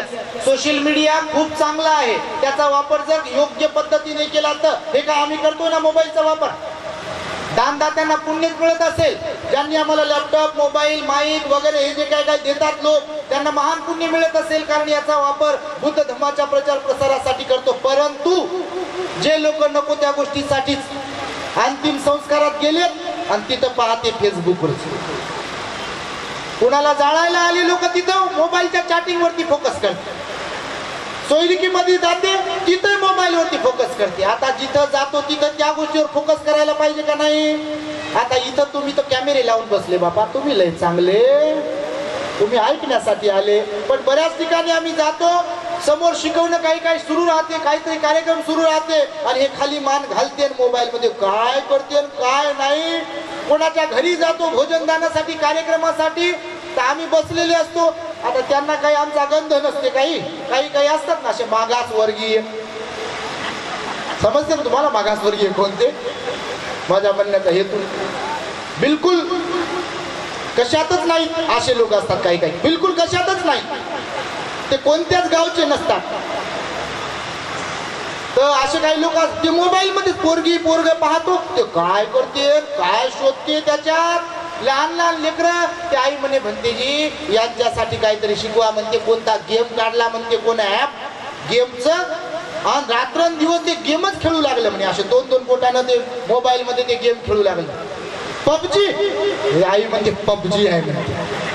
तर पबजी खेळू खेळू भलतच काय काय होईल. तर अगोदर पासूनच तशा सवयी लावू नका, कोणत्याही गोष्टीच्या सवयी लावू नका. तर मी तुम्हाला सांगेल की भगवंताने अगोदर दान शिकवलं, सील शिकवलं, नंतर संयम शिकवला इंद्रियांचा, नंतर दमन शिकवलं. दमन म्हणजे काय? तर काया वाचा मनाचा संयम. बसलोय तर बसलो आहे बस, मी ऐकत आहे तर ऐकत आहे, काया वाचा, बोलत आहे तर बोलत आहे, बोलतानाही भान असावं, बसल्यावरही भान असावं आणि विचार करतानाही भान असावं. नाही तर विचार करता करता लोक असे डोळे पाहत आहे, आपल्याला वाटते ऐकत आहेत आणि त्यांच्याकडे पाहिलं की ते एकटकच असं त्यांना म्हणाला हा काय झालं कुठपर्यंत आलो म्हणते आपण, असं होते कधी कधी.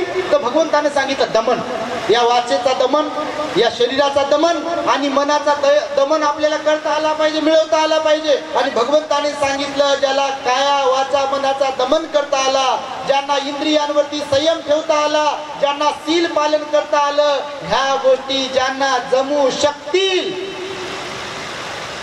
तेच लोक ध्यान करू शकतील. माहिती आहे तुम्हाला ही गोष्ट?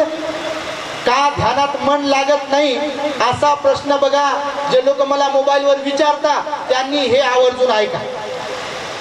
ध्यानाला तर बसतो भंतेजी, प्रयत्न तर खूप करतो भंतेजी, आणि शिबिर तर खूप झाले भंतेजी, फोकस तर करतो भंतेजी, हा व्हिडिओ लावतो ते व्हिडिओ लावतो, हा ऑडिओ लावतो तो ऑडिओ लावतो, इकडे जातो तिकडे जातो, काय काय करतो, पण भंतेजी मनच लागत नाही हो, एकाग्र होतच नाही हो. असा ज्यांचा कुणाचा प्रश्न आहे त्यांच्यासाठी उत्तर आहे. भगवान बुद्ध काय म्हणाले? निर्वाणाचा मार्ग शेवटी सांगितला. मी रिपीट करेल थोडक्यातच. भगवंताने अगोदर दान करायला शिकवलं. मनाला तयार कसे करतात भगवान बुद्ध बघा निर्वाणासाठी. मनाला तयार करतात. तुम्ही जसं एखादी भाजी बनवायची आहे तुम्हाला, तर काय करता? लसूण काढत असाल, कांदा काढत असाल, कोथिंबीर काढत असाल, मिरची काढत असाल, हळद काढत असाल, बरोबर का नाही? याचा मसाला तयार करत असाल ना. भांडे घासत असाल, पळी चमच घासत असाल, गॅस पेटवत असाल, चूल पेटवत असाल, माचीच आहे का नाही पाहत असाल, लाकडू आहे का नाही पाहत असाल, ह्या सगळ्या गोष्टी आहेत का नाही पाहत असाल ना. ह्या सगळ्या गोष्टी जर असतील तर चूल पेटेल. जर चूल पेटली तर भाजी वरण शिजेल, बनेल, उकळेल, भाजी भाकरी बनतील. आणि जर हे बाकीचं सगळंच नसेल तर बनेल काय? बनेल का? नाही बनणार. म्हणून भगवान बुद्धांनी सांगितलं निर्वाण प्राप्तीसाठी किंवा ध्यानामध्ये प्रतिष्ठित होण्यासाठीच्या अटी आणि शर्ती जर मला विचाराल तर भगवंताने सांगितलं निर्वाण प्रत्येकाला प्राप्त होत नाही.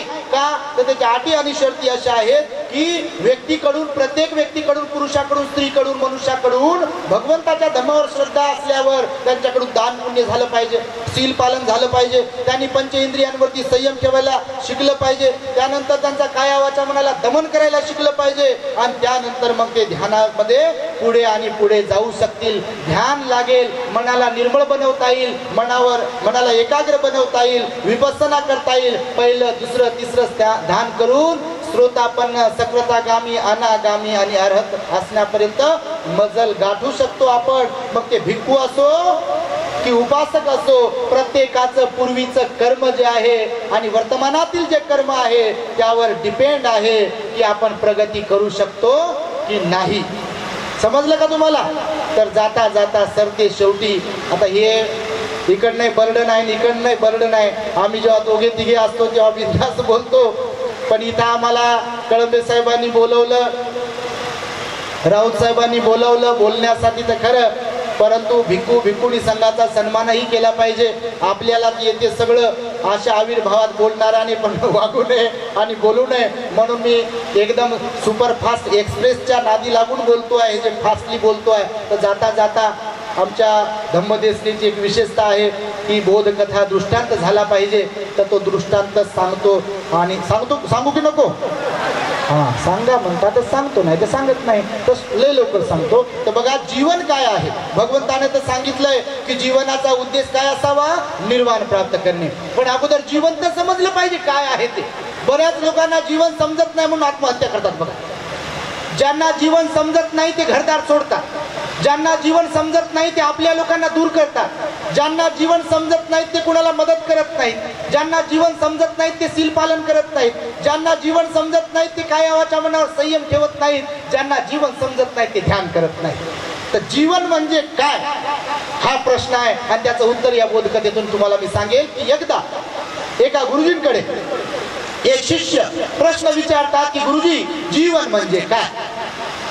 तर ते गुरुजी म्हणतात की त्याच्याकडे पाहतात, स्मित हास्य करतात, त्याला निहाळतात, ऑब्झर्व करतात आणि त्याला म्हणतात की बघ तुला सांगतो जीवन म्हणजे काय. तर एकदा एक व्यक्ती होता, त्याच्याबरोबर खूप टेन्शन होतं, वैतागून गेलेला होता आणि त्याला वाटलं की आपण जंगलामध्ये निघून जायला पाहिजे. कुठे? अशी तुमच्यावर कधी वेळ येऊ नये पण येते कधी कधी. लोक सांगतात आमचे आई बाबा भंतेजी जगून काय करावं म्हणतात, काही राहिलं नाही म्हणतात जीवनामध्ये, आता काही किंमत नाही हो, आपलेच दातन आपलेच ओठ, दुसऱ्याकडे सांगू शकत नाही भंतेजी, तुम्ही मुलासारखे आहात, भावासारखे आहात, त्यामुळे तुमच्याकडे सांगतो आणि तुम्ही त्यातल्या त्यात गोळ्या झाडता सार्वजनिक म्हणून तुमच्याकडे सांगतो. तर सांगतात बिचारे मायबाप, हो लय लोक परेशान आहेत तुम्हाला सांग. मी एक गोष्ट नेहमी सांगतो की असं कधीच वाटून घेऊ नका स्वतःला की मीच दुःखी आहे, मीच परेशान आहे आणि माझ्याच बरोबर घडते काय काय, असं बिलकुल वाटून घेऊ नका. असे खूप लोक आहेत या जगतात की आपल्यापेक्षा लय परेशान. तसा एक व्यक्ती, ते गुरुजी त्या शिष्याला सांगतात की एक व्यक्ती होता, तो लय टेन्शन मध्ये, खूप टेन्शन मध्ये होता आणि त्यालाही वाटलं की बस आपण उकून गेलो, आता जंगलात मध्ये जाऊन राहू. तर निघाला जंगलात जायला. तर जंगलात जेव्हा गेला तर जंगलात गेल्यानंतर एक हत्ती त्याच्या मागे लागला. कोण मागे लागला? हत्ती मागे लागला. हत्ती मागे लागला तर आता मरणाची कुणाला भीती नाही. ज्यांनी विष पिलंय कधीतरी, ज्यांनी अंगावर रॉकेल पेट्रोल ओतून घेतलंय, समजा त्यातून वाचले, ज्यांनी विष प्राशन केलंय, लय नळ्या लावल्यात इकडून तिकडून कुठून विष काढण्यासाठी, त्यातून समजा वाचले. तुमच्यात नसेल कोणी तसं, पण हे कोणाच्या कानावर तशांच्या जात असेल किंवा तुमच्या ओळखीचं कोणी असेल तर म्हणू नका तशी त्यांना, पण सांगतो तसं तुम्हाला. त्यांना म्हणून तर बा पुन्हा एकदा घेता का? अर तू पुन्हा एकदा बापा त्या वाटेलाच जात नाही, ते जाईल का?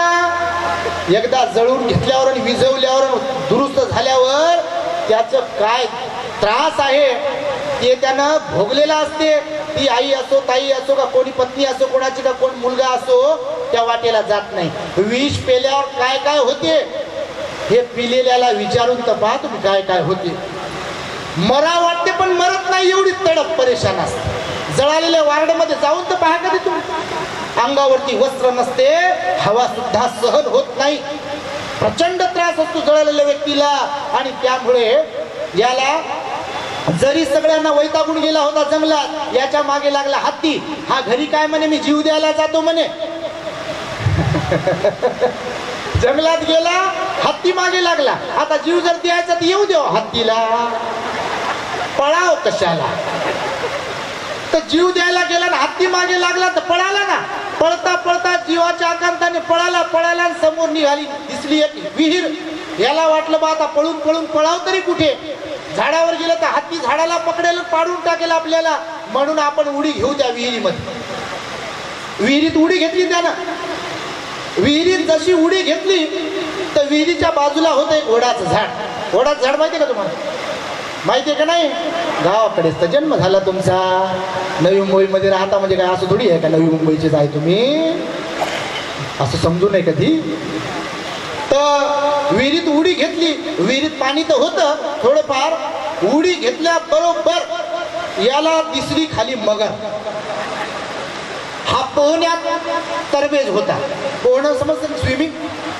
पोहण्यामध्ये तरबेज होता आणि झाडावर शेतकऱ्याचा मुलगा होता. तर याला उडी मारल्याबरोबर दिसलं की मगर आहे खाली. तर यानं लगेच त्या वडाच्या पारंबीला पकडलं. पारंबी पकडलं, समजतं? पारंबीला पकडलं.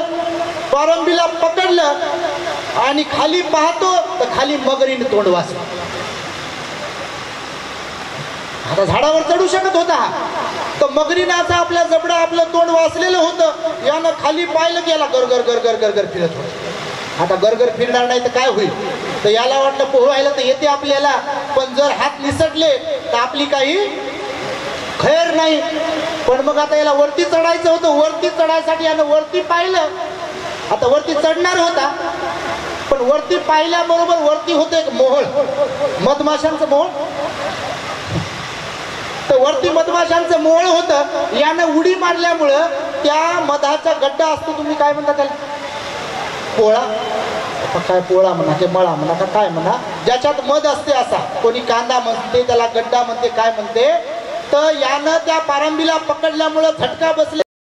त्या गड्ड्याला कांद्याला तडा गेला असेल आणि त्यातून थोडा थोडा थोडा थोडा मध पाझरत होता. याचं तोंड वर यानं उघडलं. तोंड उघडलं यानं तर नेमकं याच्या तोंडामध्ये थोडं थोडं थोडं थोडं मध यानं पकडलं होतं. पारंबीला खाली होती मगर. हा पारंबीला विसरला, मगरीला विसरला आणि मधाच्या नादी लागला. असे लय लोक आहेत. तर मधाच्या नादी लागला गुंग झाला. असे लय लोक गुंग होतात बघा. आपल्या धुंदीत जगणारे लोक खूप आहेत इथे. तुम्ही नाही बापा, तुमच्यासारखं तर कोणीच चांगलं नाही. तर वरती तर पाहायचं कामच नव्हतं, खाली पाहायचं काम नव्हतं. आता वरती किती वरती चढायचंय याचं सारं ध्यान मन लागलं मध पिण्यात. मध पिता पिता ज्याची नजर गेली. आता पोट भरत आलं असेल. पोट भरल्यावरच मग आठवत आहे आपल्याला, खारड झालंय म्हणते, तुरड झालंय म्हणते, आंबट झालंय, अजून काय काय खराब झालंय म्हणते. केव्हा? जेव्हा कडाडून भूक लागते तेव्हा चटणी चालते, कांदा चालते, माती चालते, काय काय चालते. आणि भूक लागल्यावर म्हणते बरोबर नाही झालं म्हणते जेवण. काय तिथं जेवायला गेलो म्हणते, किती रुपये पैसे खर्च केले म्हणते, लोकांनी वर्गणी किती घेतली ते सांगू लागले म्हणते. इकडे साहेब यांनी पैसे दिले, त्यांनी पैसे दिले आणि भातच तर बनवला म्हणते. म्हणत नसतील का इकडे साहेब असे? बापा मसाल्याची भाजीच बनवली म्हणजे काय सगळे लोक कोकणाचे आहेत का फक्त? असे म्हणतात बाबा. अहो लग्नात गेल्यावर तर लोक म्हणतात एवढं मोठं लॉन मध्ये लग्न केलं म्हणजे काय ती डाळ होती का त्याच्यात तोंड दिसत होतं म्हणतात. नाव ठेवायला लोक समोरच असतात, पुढेच असतात. तर हा जे मध खात होता याची वरती नजर गेली. पोट भरत आल्यावर याने वरती पाहिलं तर वरती ज्या पारंबीला यानं पकडलं होतं त्या पारंबीला दोन, एकीकडून काळा उंदीर आणि दुसरीकडून पांढरा उंदीर कुरतडत होता. याचे डोळे पुन्हा गरगर गरगर गरगर गरगर फिरत होते. समजते का तुम्हाला? समजू लागलं? तर ही कथा सांगत होते एक गुरुजी एका शिष्याला. तर गुरुजी सांगत होते, शिष्य ऐकत होता. जसे मी तुम्हाला सांगत आहे तुम्ही ऐकत आहे. पुढे काय होते, पुढे काय होते वाटत आहे का तुम्हाला? तसं त्या शिष्याला पण वाटत होतं. ते शिष्य असं टकलवून आता पुढे काय म्हणतात, पुढे काय सांगतात. तर गुरुजी एवढं सांगितलं, गुरुजी थांबले. ते म्हणे गुरुजी पुढे काय झालं? तर ते म्हणे गुरुजी पुढे काय झालं ते सांगत नाही. तर तुला आता सांगतो की तुझ्या प्रश्नाचं उत्तर की जीवन म्हणजे काय. तर गुरुजी त्या शिष्याला म्हणाले पुढचं सोड, आता ऐक की जीवन काय आहे प्रत्येकाचं. तर गुरुजी म्हणाले जो हत्ती होता त्याच्या मागे धावत होता त्याला मारण्यासाठी, तर तो हत्ती होता काळ. काळ म्हणजे वेळ. काळ म्हणजे असं कोणी नाही. काळ म्हणजे वेळ. जसं की आपण केव्हाही मरू शकतो. मरू शकतो की नाही? बापा माणूस हालत नाही, मरू शकतो की नाही म्हटल्यावर काय खरंच मरतो का म्हणल्यावर मी तर रोजच म्हणतो बापा जेव्हा यायचं तेव्हा येईल ना, येणार नाही असं थोडी आहे, चांगल्या वाईटानं सगळ्यांना. तर ते गुरुजी म्हणाले जो हत्ती आहे तो होता काळ असतो, काळ माझेच असतो. आपल्या जेवण करताना येते, रस्त्यानं वॉकिंग करताना येते, मॉर्निंग वॉकच्या वेळेला येते, इव्हिनिंग वॉकच्या वेळेला येते, डॉक्टरच्या बेडवर झोपल्यावर येते, डॉक्टरकडे जाताना येते, हॉस्पिटलच्या अंगणात येते, 1 महिना बेडवर असल्यावर येते, काहीच नाही झालं तरी येते. काळ मागेच लागते, गाठतेच आपल्याला धाऊ धाऊ धाऊ धाऊ. म्हणून तर भगवान म्हणाले जीवनाचा सदुपयोग करा, कारण काळ मागेच लागलेला आहे मरणाचा. तर हत्ती कोण आहे? काळ. मगर कोण आहे? मृत्यू. मगर कोण आहे? मृत्यू. कारण जर हात सटकले असते मृत्यूच्या दाढेत काय जबड्यात एकाच घासात खतम, काम तमाम मगरीच्या. तर मगर मृत्यू कधी तोंड उघडू शकते, ते आपण कधी जाऊ शकतो. मगर मृत्यू. त्यानंतर राहिलं काय? तर वरचे 2 उंदीर. आणि उंदीर काय एकाच जातीचे नव्हते, 2 जातीचे उंदीर. उंदराची कथा ऐकली का तुम्ही? आपल्याकडून आपल्या चॅनलवर ऐका तर तुम्ही उंदराची कथा. इथे सांगणार होतो मी, म्हणजे विचार केला होता काही उंदीर असतात समाजामध्ये सुद्धा, जसे आपल्या बोधकथेत मी एकदा सांगितले, आता नाही सांगत, पण ते तुम्हाला ऐकायचे तर ऐकू शकता. तर उंदीर 2 जातीचे होते, एक काळा आणि एक पांढरा. तर काळा उंदीर होता रात्रीचं प्रतीक, रात्र काळी असते ना. आणि पांढरा उंदीर होता दिवसाचं प्रतीक. आपण दिवसालाही जाऊ शकतो आणि रात्रीलाही जाऊ शकतो. म्हणून ते 2 उंदीर होते, रात्रीचं आणि दिवसाचं प्रतीक.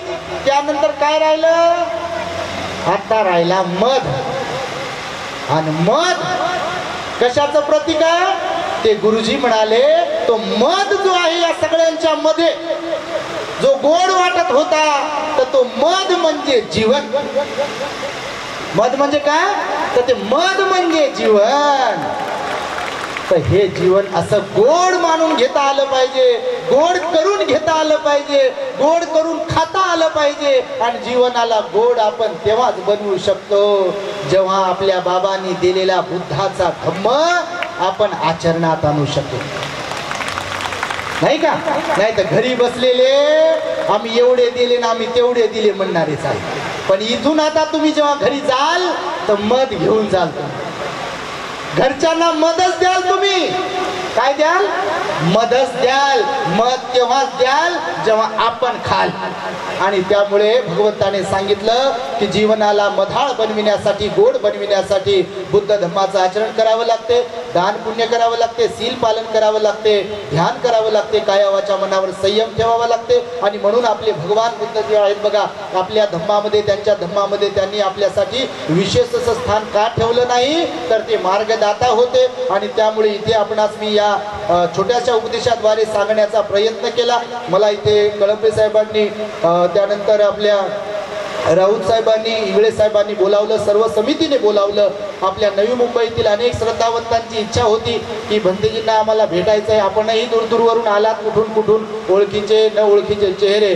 भिक्खूंनी श्रामणारी यांनी सुद्धा आम्हाला ऐकून घेतलं. खरं तर त्यांना आम्ही त्रास दिला, आपल्याला मात्र धम्माचं दान दिलं. तेव्हा या धम्माच्या उपदेशाच्या माध्यमातून, धम्मदानाच्या माध्यमातून आम्ही जे काही पुण्यकर्म करतो आहे, या पुण्यकर्माच्या प्रभावाने तुम्हा सर्वांना मिळालेल्या आयुष्यामध्ये सुख, शांती, समाधान, आयुष्य, आरोग्य आणि बल प्राप्त हो, अशा प्रकारची मंगल आणि उदात्त कामना व्यक्त करून मी माझ्या शब्दांना इथे पूर्ण विराम देतो आहे. भवतु सब मंगलम रक्षन्तु सब देवता सब बुद्धानुभावेन सदा सुखी भवन्तु ते. भवतु सब मंगलम रक्षन्तु सब देवता सब धम्मानुभावेन सदा सुखी भवन्तु ते.